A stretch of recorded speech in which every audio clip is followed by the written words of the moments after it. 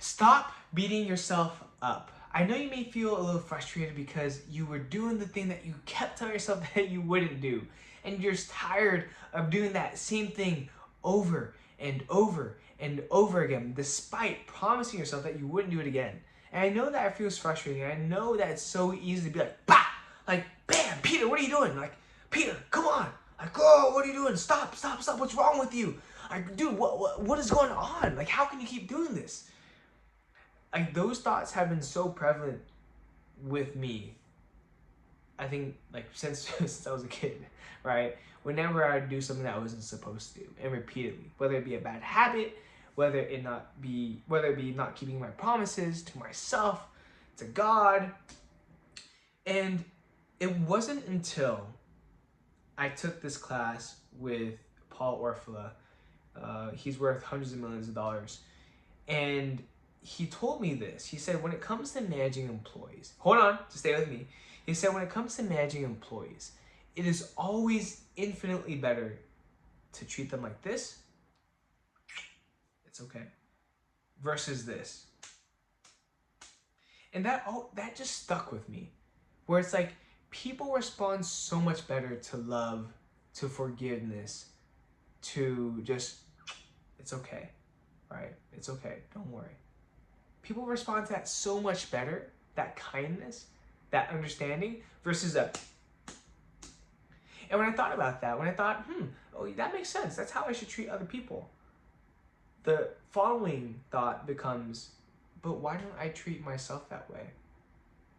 Whenever I mess up, whenever I make an oopsies, and whenever I just cannot follow through with what I said I would do to myself, and I slip into a bad habit, now it's a lot more of versus. It's such a powerful feeling.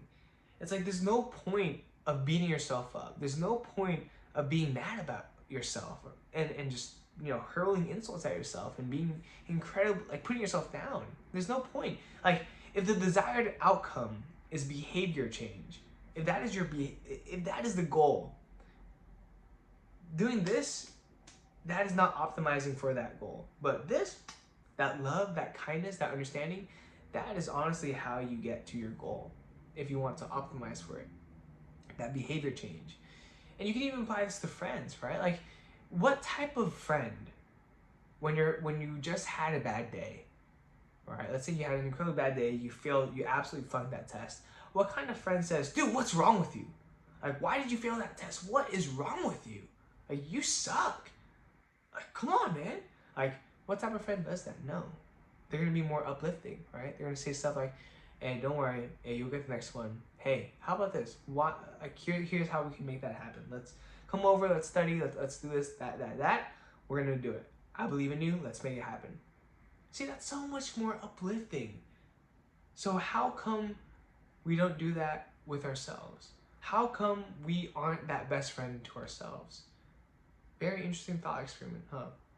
And so that's why lately, especially lately, because I've been slipping up a lot, whether it be my sleep time, whether it be my eating habits, whether it be other stuff that I'm not very proud of, how can I be that best friend to myself? How can I be that kind, uplifting spirit versus that? Because I genuinely do think it is so much more impactful, so much more effective if I am that kind, uplifting spirit. So my question to you is, how can you be that best friend for yourself?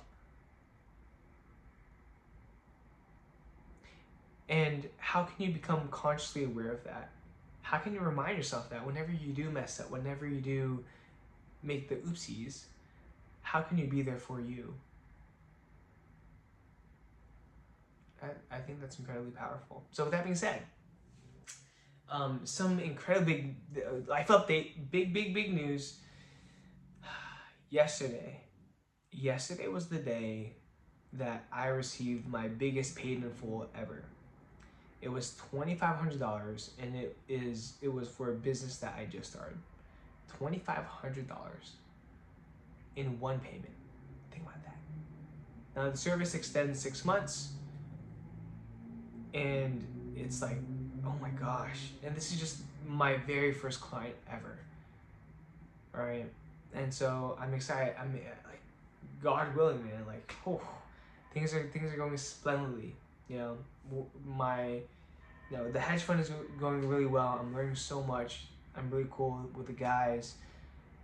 The business that I started, it's going incredibly well. I can tell my story with it, and I've been pitching it to a lot of people. Actually, I've just been telling my story with it, with the idea, and a lot of people have been resonating with it. A lot of people have been incredibly supportive. I've been hitting the gym, hit leg day today. Brutal leg day. I did some hip thrusts. My butt is on fire now. Some calf raises, something light. And my relationships have just been great. I've been meeting a lot more people. Been talking with a lot of people. And there's one thing I did want to say, which is that this is something else too. So whenever you get frustrated at yourself, whenever you hit yourself, I want you to remember that you're not just hitting your current self. You're hitting the child within. You're hitting you're hitting yourself from many years ago as well. Think of it as a tree. So every single year, a tree grows a new ring. That's how we dictate how old a tree is. And so as you grow, just imagine yourself as a tree. Every year that passes, a new ring forms, right? And so let's say you have an axe and you chop off that tree. You're not just chopping off the outer ring of the trunk, but you're also chopping off the inner rings as well. And that's affecting your inner child. And now you might be like, yo, Peter, like, what do you say? Inner child? Well, what do you say? Hear me out. Think about it this way. However old you are, how did you become who you are today? It's by the accumulation of experiences, beliefs, perspectives, paradigms, identities, whatever you may call it. All of those things were created from your childhood and beyond, moving forward. Think about it, right? The values that you have today, your outlooks on life, a lot of it has been informed by your childhood. I mean, my religion, what I believe in today, my values, treating people with respect, kindness, being talked about like this, that was formed from my childhood. And so it grew with me. It's still a part of me because it's the inner rings. That's the foundation, my inner rings. And so again, if you're hitting yourself, you're not just talking to the you today. You're talking to the you from the year before that, all the way till you were a little kid. Everyone has that inner child in them. That's why so many of those that you see, they're incredibly immature, a lot of them, right? A lot of them have an inner child too. They're childlike. They have a curiosity, or maybe they're just childish, right? Everyone has that within them. The child never goes away. And so when you are frustrated with yourself, and when you beat yourself up, you're not just beating the 20-year-old version of you, the 18-year-old version of you, the 16-year-old version of you. You're also beating up that little kid, you. So be mindful of how you treat yourself, because it's not just you today. It's not just the old you, the current you, but it's also all the past selves of you, the rings, right?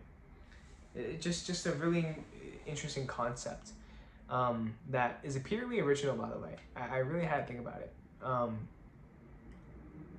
So that being said, remember to be better daily. Remember to treat yourself with love, kindness, understanding, and respect. Only uplift yourself. And remember that you are talking not just to the you today, but the yous of the yesterdays. So I'll see you tomorrow. Peace out.